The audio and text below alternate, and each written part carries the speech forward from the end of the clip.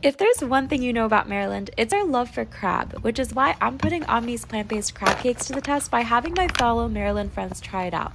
I'll be using my family's go-to crab dip recipe, perfect for parties, where I'll be substituting the crab with this OMNI I picked up at Walmart. Let's see their reactions. Okay, one question. Where are you from? Maryland. This is a crab dip. Authentic Maryland crab dip. It's crab. I love crab. How is it? Crab is great. What if I told you it was vegan?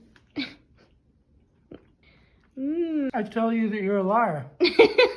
Maryland approved. Hi, we're here with Debbie. Debbie, what state are you from? Maryland. Do you love crab, or what's your... I do love crab. Are you ready for this crab dip? I am.